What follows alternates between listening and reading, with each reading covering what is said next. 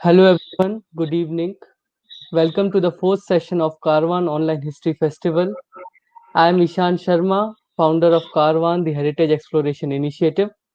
Today we are joined by one of the most renowned historians on medieval Indian history, Professor Shireen Musfi ma'am from Aligarh Muslim University. She has been the director of Center for Women Studies at AMU, secretary of Aligarh Historians Society, member of ICHR, and a member of Central Advisory Board of Archaeology. She had written extensively on the economic history of medieval India, demographic and social history. Apart from this, she had also contributed many articles on intellectual and administrative history. She has served at Indian History Congress, Andhra History Congress, and UP History Congress at various posts. So today it is our honor to have Professor Musfi among us to deliver a lecture titled Wealth and Poverty in Mughal Times.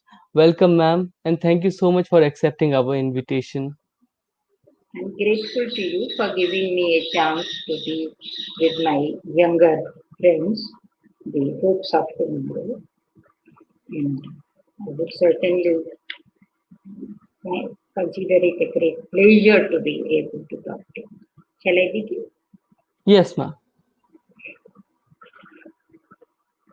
It is now generally recognized that around 1600, India with China was one of the two economic powerhouses of the world. Medicine estimates that as late as 1700, India accounted for nearly a quarter, that is 24.5% of the gross domestic product GDP of the entire world.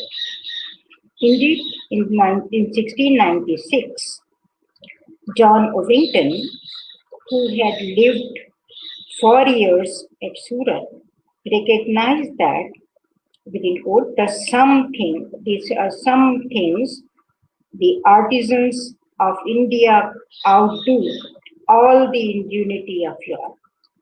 For this reason alone, one would argue that an analysis of Indian economic situation in the main period of the Mughal Empire, that is from 1556 to 1707, from Akbar to Aurangzeb's reign, is of key significance in order to understand how far India had progressed and then fallen behind. This does not mean that when we study the economy of Mughal India, we are seeking an ideal picture. Had it been ideal, one may argue it would have not fallen behind, nor was the gulf between the wealth of the few and the poverty of the many in Mughal times any less visible than it is today. But it was a different system of economic and social organization, and it is with these distinctive features that we should now be concerned with what the Mughal economy was like. Let us begin with the system of land control in Mughal India. Interestingly enough, nearly all the European travelers were of the view that in India the soil belonged to the emperor. A very interesting situation because no emperor in India, or particularly not Akbar, from of which time most of them were talking about it, ever claimed, ever made such a claim. Instead of that, what Abul Fazl says is that the sovereign is only, even the land revenue for the sovereign is only the best muzde jahan bani, is the remuneration for sovereignty. So there was no claim that the land belonged to the emperor at all. Moreover, the perhaps the major reason or the main reason for this misunderstanding on the part of the European traveler was because of the fact that the jagirs given to the nobles were transferable and land assignments were never permanent. Revenue, land or rather, those were not in fact land assignment, Jagir assignments were in fact the assignment of revenue or the revenue assignment in lieu of the salary. So that was perhaps the major reason that those who were coming from from Europe and were only familiar with the idea that king and the lords are the two owners of the land, and lord's land cannot be touched even by the king, couldn't just believe that the Mughal emperor can so easily transfer his own great nobles from one place to one place. Of course, one has to keep in mind that in India, the it was not the land which was assigned to the nobles in Mughal India. What was assigned was the revenue of that land, the income from that land in lieu of their salaries, which were fixed separately by the system, Mansab system, and they were holding a Mansab numerical rank, which might be 5,000 or which might be in the case of the lowest one, 10, and it was against that that they have the fixed by say pay schedule, a schedule which we have in the INA. The major one must feel most grateful to Abul Fazl for providing all the statistical and administrative information in his last volume of Akbarnama, which is popularly known as Ain Akbari, a name which Abul Fazl has not assigned to it. So it was there from there that we can get all this information, and it appears that the misunderstanding on the part of the European travelers was because of the system of the Jagir transfers, which they found it so frequently happening, and the emperor with an ease sending one very high noble from one place to another.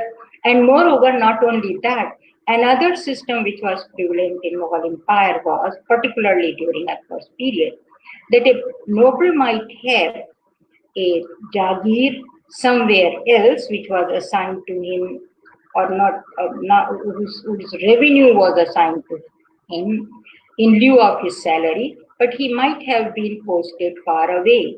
The most obvious case or the most well-known case is that of Man Singh, one of the highest nobles of Akbar, whose Jagir was in Bengal and who was posted as the Fausdar of the Khyber because he was the only trustable noble whom Akbar wanted to be at such a crucial place.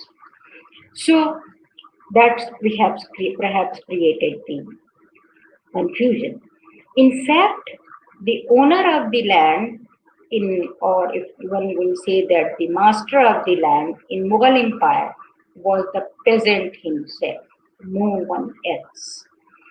We find peasants selling their land very frequently, and they were always inheriting it from their forefathers and were leaving it for their own progeny for a long time, and there was hardly that there was anyone else making any other claim on their land.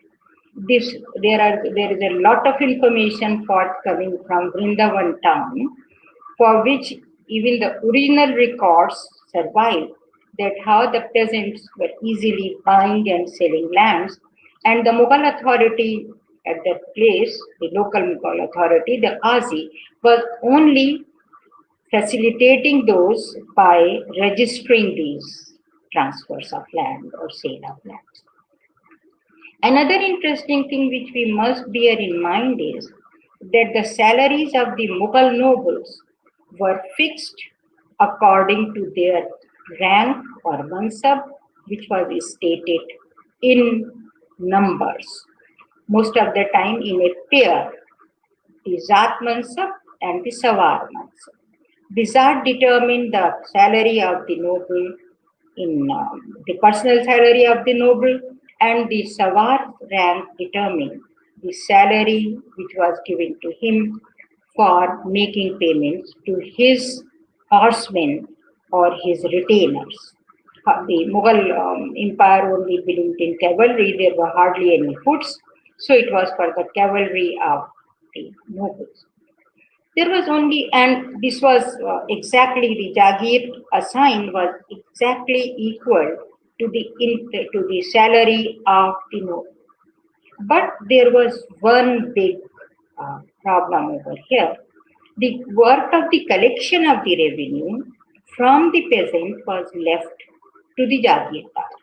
It was his employees, his officials who collected the revenue, land revenue from the peasant.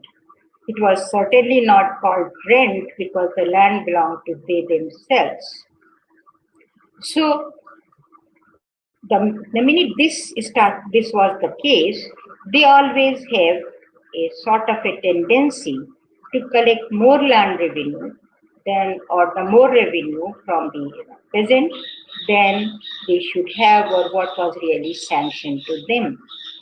In spite of the fact that at least under Akbar, the system was very stringent and Akbar has his own, say, spies or men of intelligence appointed at all levels. It was the Jagirdar who were not free to do whatever they liked to. There were the Mughal Diwan of the Suba or the province in which they had their land, who could find out what they are doing. And if Diwan failed in their service, there were the news reporters or Baqiyanavis and his subordinates who quietly collected all the information and were in a position to send it to pass it on from the village level to the Pargana level, and from Pargana level it went to the Sarkar level. Those were the say the entire hierarchy of the territorial division, and from to the Suba level, and the not the Subedar of the say Suba, but it was the Bakshi of the Suba, who was the intelligence minister as well, who was sending it to Mir Bakshi as the court,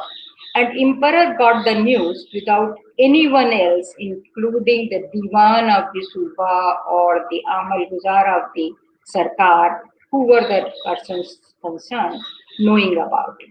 We have one information at least coming forward from Sambhal, where Akbar got the information that a peasant has been complaining to the Subedar that he has been overtaxed again and again and he has problems, but no remedy has been done to him. And therefore, without anyone knowing, all of a sudden the order went from the emperor to send that uh, complaining peasant at the cost of the state to the court because Akbar would like to hear the complaint himself. So there were, say, checks and balances in place, but perhaps those were not to last for long. Akbar's administration was much more stringent and competent, and of course, under Akbar, the empire, though increasing, though expanding, was not so big as it became unwieldy during the time of Aurangzeb. So there were checks and balance on the say, all the officers, and another important thing which one has to keep in mind was that the Jagir transfers, though was in a way ruinous, became ruinous while their checks and balances were removed, but and the Jagirdar became more greedy and they could collect more than what was sanctioned for them. But we should also keep in mind another process of the Mughal Empire, and that was that the emperor was taking or having control over a large number of other aspects of the economy. Of course, assigning the Jagir to the noble was not that these cannot be, they cannot just have the money from there or revenues from there as they like. They were control over their realization, at least as I have said, at least up till the time of Akbar. But more than that, it was also that how they spend that money.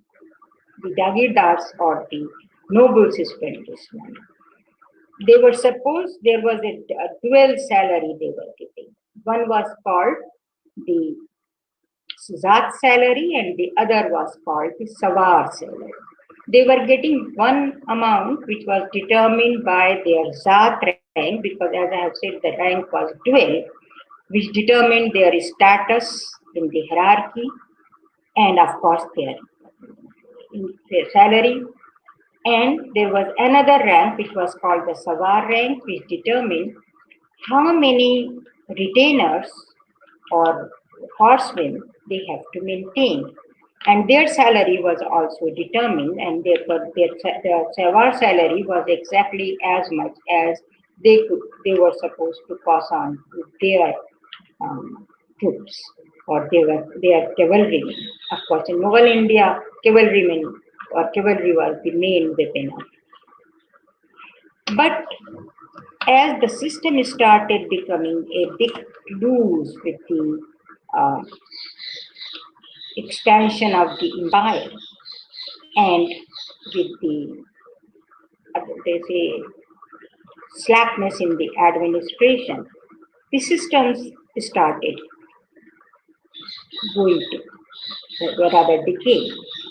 Earlier, it was decided that the income of the revenue rates will be fixed by the Amal Guzars and will be finally sanctioned by the emperor himself. And these will be based on the yields and the prevalent prices. One half to one third of the yields, depending upon whether the crop is cash crop or it is the grain. It was higher in the case of the cash crop and lower in the case of the grain, and that it was to be commuted at the prices supposed to be prevalent at the time of harvesting, and that was to be it is by that process that the salary of the noble was fixed. However, with the passing of the time, the collection of the price data and the yields and all other things started becoming slack, and assessment of yield. Then, by Akbar's own time in 24th regnal year, he decided to fix it once for all instead of varying it every year, that being more expensive and more tedious. And once that has happened, this was now a system which brought about more monetization of the economy, but at the same time, a little more slackness, or rather say, scope for mishandling in the system. So it was because of this entire system that gradually the Mughal Empire, by the time of Abul Fazl, started losing its dynamics. The major reasons for this decline, or rather how it was going to pieces, were rather quite important. The first thing which one has to see was that how the surplus produce was collected, and then how much of it, what was the pattern of the consumption of the nobles earlier and later. Or though there was not perhaps much difference into that, but there was some difference which one finds over there. The income coming into the pockets of the noble was certainly, and of course, in the coming to the treasury of the emperor, was going into three type of expenditures. One was the direct consumption, of course. The other was paying of the salary, and the third was for buying the crafts.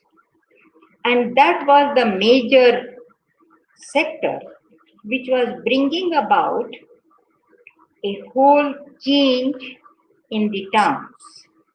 The Mughal towns were not only increasing in number and size, but were also becoming more and more productive.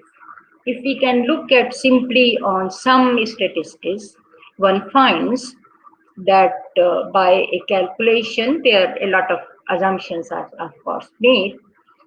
The out of the personal pay, 16% was going into the craft sector at the level of the nobles, and at the out of the emperor's own, it was something like 33.5%.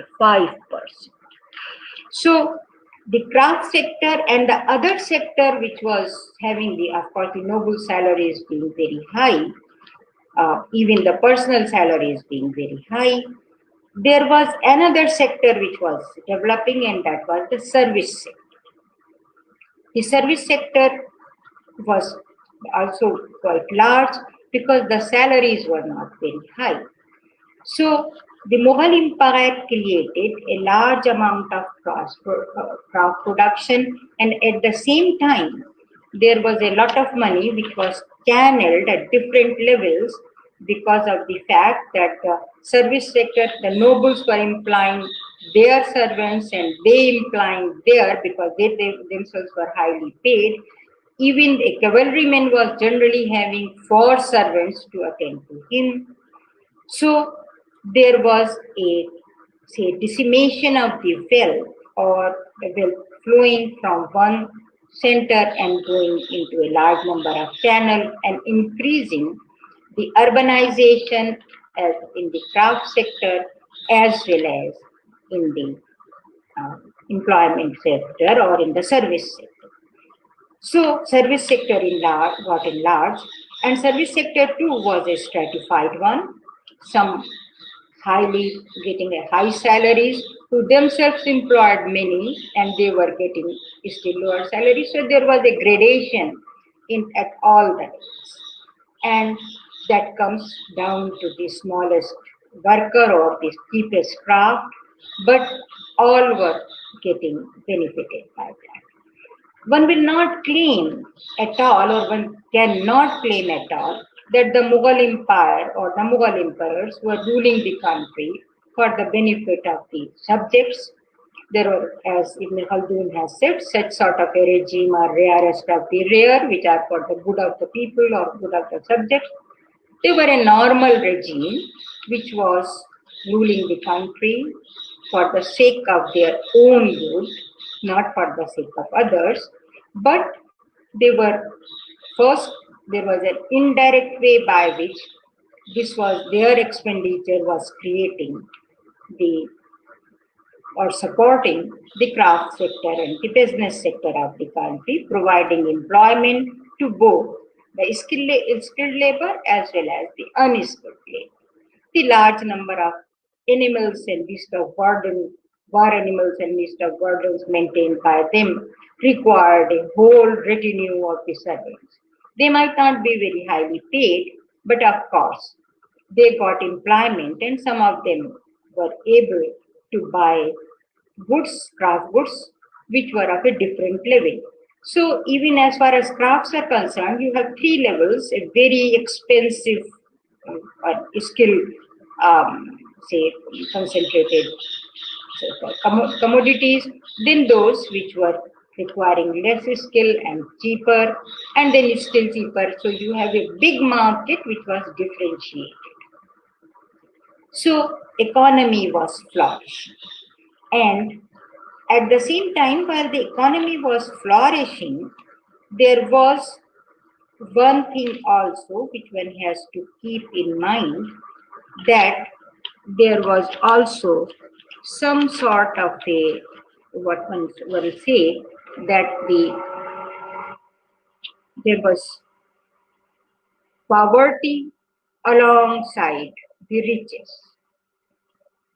So what one finds over here is that the noble Sarkar was having its own contingent, as Bernier says, and Bhimsen tells us that how there was a concentration of wealth in the hands of the noble. So their households were described by again some of the European travelers, Indian, as far as the Indians or the Mughal sources are concerned, they couldn't dare try to peep into the households of the Zanana of the nobles and describe that. But Manuki got Asad Khan's wife as a friend and tried to get the feel of the time, what is happening in the Sarkar of the noble. So one finds over there that generally there were 3 to 4 wives as far as the higher Mansabdars were concerned, and they all have separate apartments. Their mahals were having gardens attached to them, ponds, and there were the entire kitchens of their own. There were dancing girls. There were an army of servants, male, female servants, to serve them, and there were all sorts of say luxuries for them.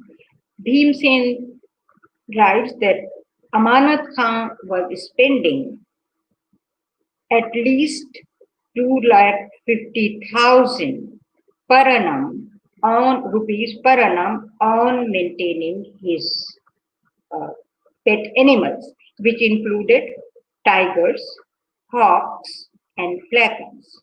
There was a number of people serving the household of the noble superfluous labor, paying well, and the type of work they were doing was just uh, fanning the noble or the family of the noble with a peacock tail.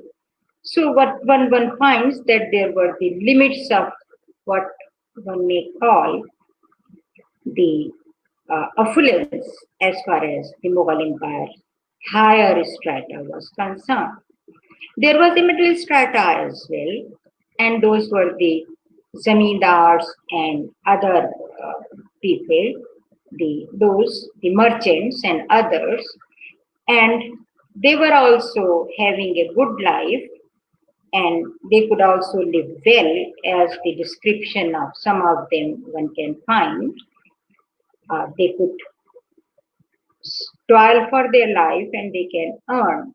But one thing which one finds was that it was, at least during the time of Akbar, it was an idea which was prevalent among all of them that the emperor cares for them.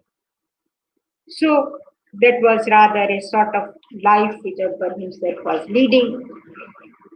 While if you look at any paintings of the Emperor Akbar, forget about Jahangir and Shah Jahan, while they will be shown in a painting, they will be fully covered with the gold cloth, gold and silver cloth.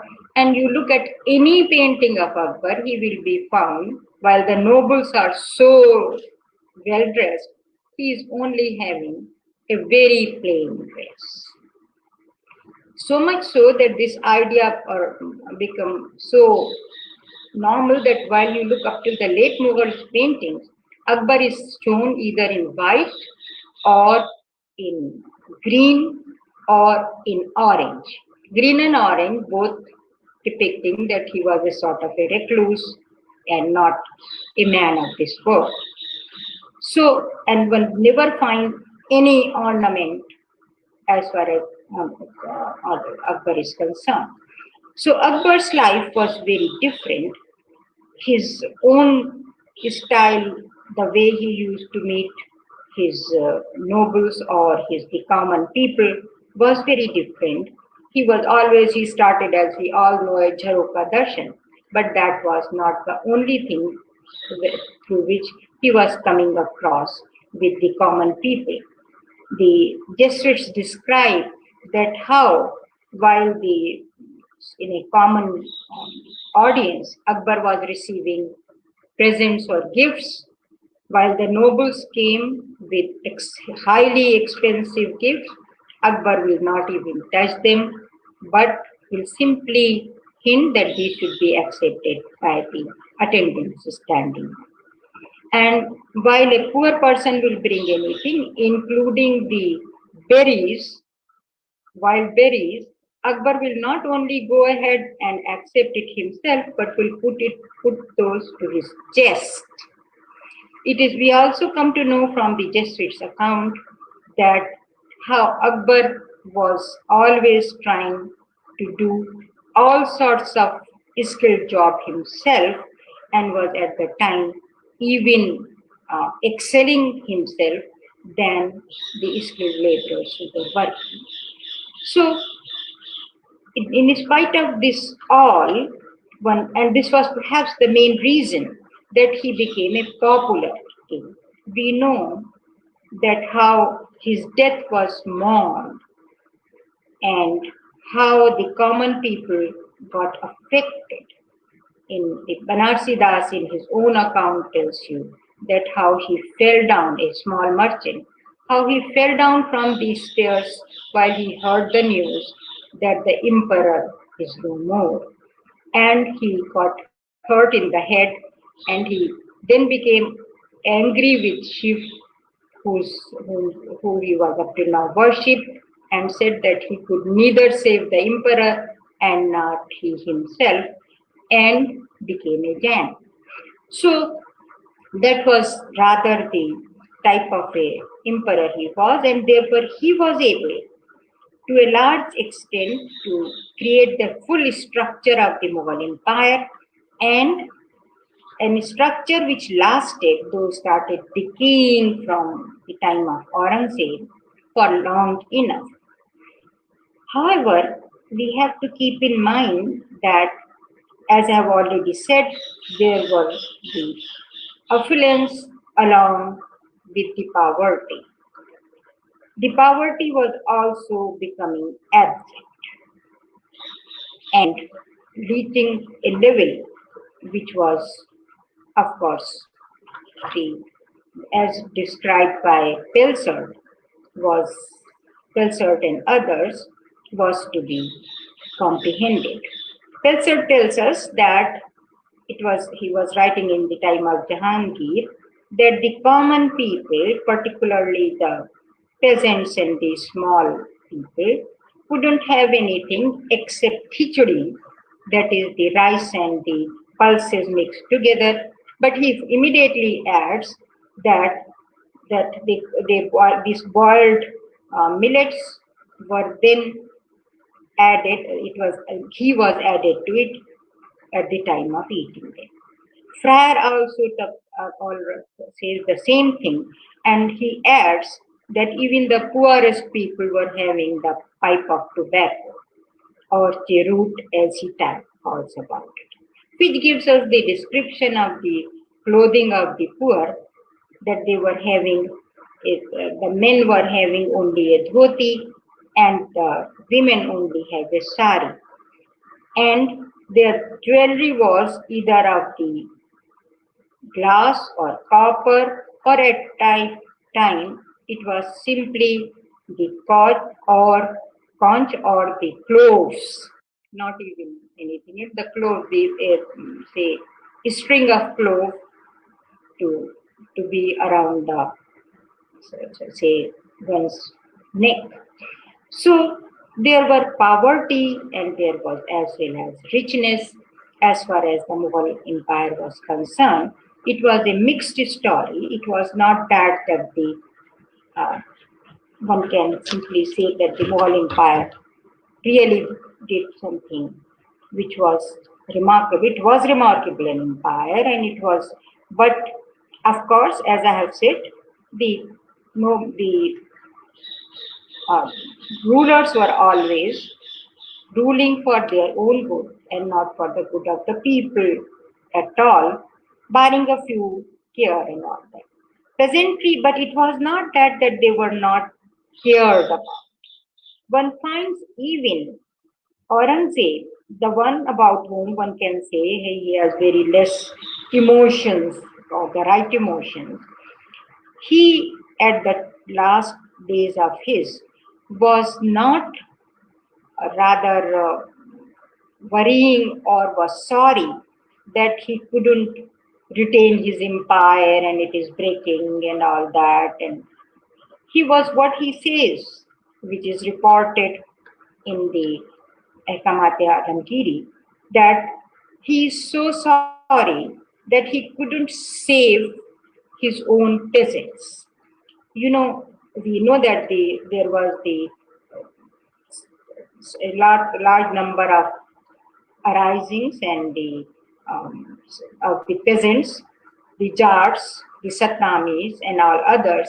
And Aurangzeb was not blaming them for that. He was blaming himself that he couldn't care for them enough, and therefore they were forced to come and to rebel, were forced to rebel. So one finds that while the uh, wealth and the poverty was there, there was a care on the part of the rulers that what is going has gone wrong was wrong, and at even Aurangzeb thinking that he wish he could have done better. I'm rather hammering this out for the sake for a particular reason, because nowadays we are now not tired of hearing that India has a 1,000 years of poverty, a slavery and poverty. They remained slaves.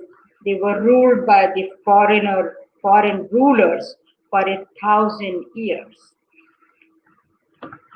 implying that the Mughal rulers from almost we will say um, Delhi Sultans to Mughals, all were foreigners or foreign rulers. But while one says that, one forgets perhaps that they might, they are say the first one of them might have come from outside India, but they made India their home, and they were not sending the money back to their own places or their own country.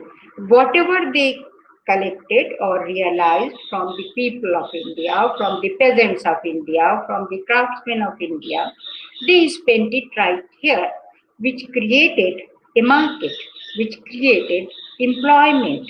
And of course, being part and parcel of this soil, not having a home to send the income to, they were more concerned for these people who were their own. It was, and there is a lot of difference between what happened after 1757,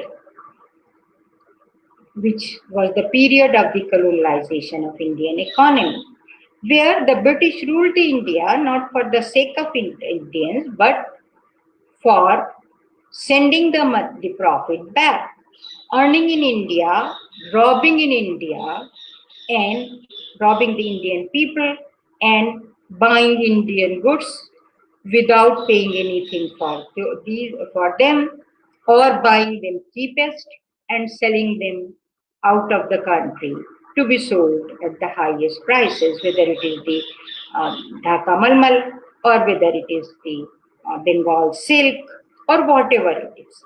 If it was not the direct money though they were sending, there were remittances directly in silver as well. But besides that, they were buying commodities in India and sending them for sale to their own country, of course, England or Britain, and there started a drain of wealth.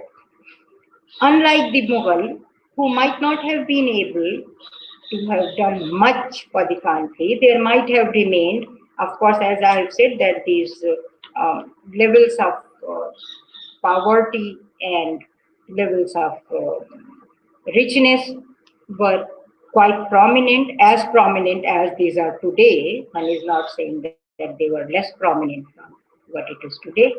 But whatever it was, the Mughal rulers were for ruling India for the sake of India. They themselves were Indians once they settled over there. Unlike their they our colonial masters who ruled India for the sake of their own country, and we can just get a glimpse of that what happened while they came if we simply look at the uh, Dufferin's inquiry reports. Lord Dufferin was finally forced to order an inquiry into the complaints which were made by so many, and particularly Hunter, who wrote a book, England's Work in India, a book which became very unpopular in England and made Hunter also very unpopular, in which he calculated that the amount of food available, crops available in India are not sufficient to feed the Indian people, and he said that there is a permanent insufficiency of food in the country. The whole inquiry was conducted for that matter, so to try to rebuff in the hope that it will turn out that Hunter, who has written so many gazetteers, as we know, is wrong in understanding the situation. But once the inquiry reports came and the level of the poverty came to be known, instead of uh, printing those or publishing those were buried forever in the and they were never published and buried and are still somewhere lying in the library of the Parliament of the British Parliament.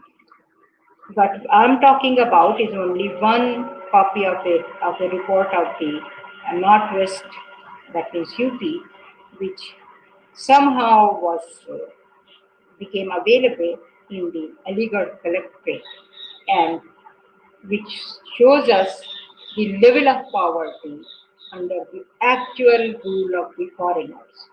So it is those who say that it was a 1000 years of foreign rule should first look at the difference between the two periods, and also look between the difference between the attitude of the rulers in the two different rules. The rules of the Mughals, Sultans and Mughals, I'm not talking about Sultans so much, about the Mughals in India, and the rule of the colonial rule, the British colonial rule in India, what happened to this country. Thank you very much. Thank you very much, ma'am, for this lecture. I was going to ask you that many people still believe that Mughals looted India, but you rightly pointed out that Mughals made their home in India. They were Indians and they collected whatever in India and they spent it here only. And you rightly pointed out that there was a mixture of poverty and wealth in the empire, and that the emperors were worried about the peasants, the situation of their people. There is a question by Prasenjit Mukherjee in the chat that what was there any relationship between the poverty and the peasant rebellion in Mughal India? One will say that certainly, because by the time, as I have already tried to explain, perhaps I was not very clear, that with the passing of the time, the Jagired system was going into weeks. There were, as I have said, that under Akbar there were too many controls on and the systems of control to see that Jagirdar is not collecting more than what he is supposed to collect from the peasant. He could only collect his own salary and nothing more than that, which was already fixed by the imperial administration. But with the passing of time, these checks and balances were going into the becoming more and more slack. And as Bernier says, that the Jagirdar or Timurite, as he calls them, were arguing to themselves that why can't they collect more and more and have all if they can, why they should leave anything with the peasant.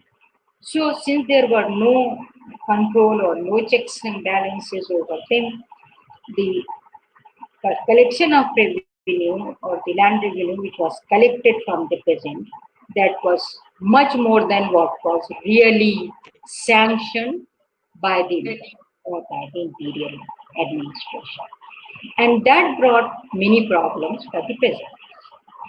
Aurangzeb, of course, as we know, were more interested in expanding the empire and going over to South to Deccan and conquering that. He has his own problem, and perhaps he was a different type of a man who can kill all his family. How can one think his own brothers? How one can say that he has compassion enough for the peasant and for his subjects? So there was a word of difference between the early rulers up till Shah Jahan. Shah Jahan might have spent a lot on it. Is at times it is said that he spent so much money on Shah Jahanabad, building Shah Jahanabad and on building Taj Mahal and all that.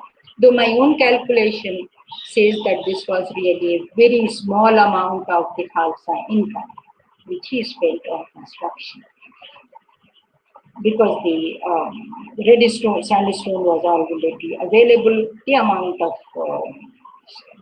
marble used was very little, and most of it was coming from Rajasthan at a cheaper price. But we also remember that if he was building these huge buildings, there was a large amount of employment created out of it.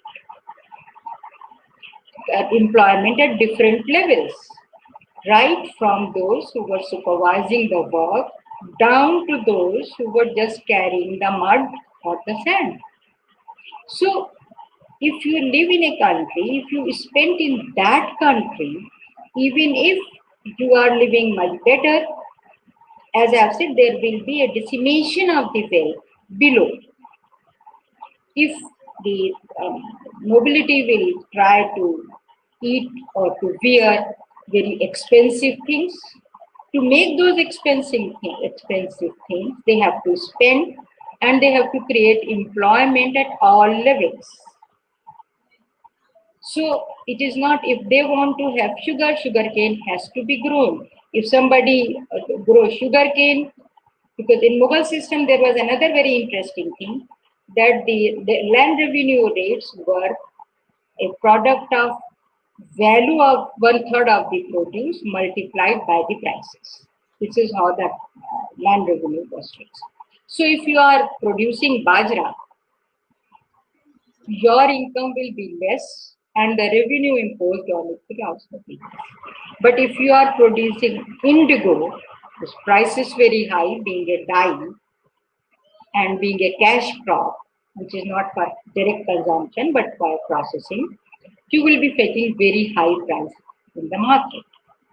So it was that the peasantry will get stratified, but also there will be an improvement in the condition of at least some of the peasants who were more enterprising and who can get labor or are more skilled. So that was also a great difference which we have to keep in mind. Talked about Shah Jahan in your answer, and there's a question by Shivani Bish. She asked Yes. that you told that Shah Jahan expended 3% revenue on his architecture. Is that mean that there was economic crisis during his reign? Certainly not, as I have tried immediately to explain that he has only to spend. That is she must be. I have read my paper on Shah Jahan's expenditure, because just now I said it was a little high. I have revised my calculation. But that, as I have said, that most of the material which was going into the building of in the construction of the buildings, particularly in Delhi, it was mainly red sandstone, which Yes. was available in Madras. So you haven't to buy it, but you have simply to have labor to bring it over. Except the marble, which was also available in Rajasthan, and it was not that the emperor, I'm not sure, will be paying for it to those who have those regions in their control. It was again the cost of bringing it over there from there to whether it is Agra, which was much closer, or to Delhi, which was at a different distance. So that's why the cost remain low. The the if the cost of the subsistence cost of the workers who are building the making the building is low, then you are not going to pay high. Skilled one might be getting more. Those who are doing the work in the gyms and all that will be getting much more. The but those who were simply and those were few. But those who were really working and having more, using more of their say labor rather than skill, were very lowly paid, and that's why the expenditure was low. There are full records of this expenditure in Shah Jahan's sources, and there is no reason for his contemporary sources or official sources to show that this was yes. They give the total expenditure, so they are not going. They would like to rather inflate it to show that how big the say entire project was, instead of trying to reduce it. I will be very happy to have any other question. One last question. It is from Ayushman Chakravarti. He asks, with such monetization of the economy, circulation of the money, and the continued flow of precious metal into the empire, as shown by Bernier, could this have led to a potential inflation of the economy? Yes, I have already written a full paper on that, and that is the price rise in Mughal Empire, the silver influx and the rise of prices, and try to find out some cause, find out to say that it was one of the causes of the decline of India, because the shift from say copper money to silver money, and then the discovery, that was certainly the reason why Europe started becoming important once the Latin American silver started reaching England, looted by England and brought to England, and they started bringing it over here to buy our commodity, because at that time they were not the rulers, so they have to bring it if they wanted to buy anything from us, from India, if they want to buy. Of course, even at that time, as we know, English East India Company, Dutch East India Company, all were making so big purchases of Indian calicos, Indian sugar, and so many other things, indigo particularly, because they have no dye, and there was a textile revolution going on in England, for which they required all that. So it was that they pumped silver in our economy, which was losing in its value, and got from us commodities which were becoming more and more expensive. So that sort of a trade was, instead of beneficial, was harmful for us. And it's a very correct question, or very correct thing to say, that this inflation was one of the reasons to bring instability into. So thank you so much, ma'am, for the lecture. It was such a great honor to have you today. You were not feeling well this morning, but you That is managed one to thing give this I'm not lecture. in my spirit. Rather, I have pain in my eye, and I have something wrong with my throat, and therefore my brain is not. I'm sure I was not very cool. Thank you So so much, ma'am. It was a great honor. Thank you, everyone I, who joined us I live do for hope this some session. other time there will be an opportunity when I will be feeling normal and will be Yes, able to ma'am. have a discussion. Not soon, but any time in future. While the corona goes and I completed. Thank So you. thank you very much, everyone who joined us live.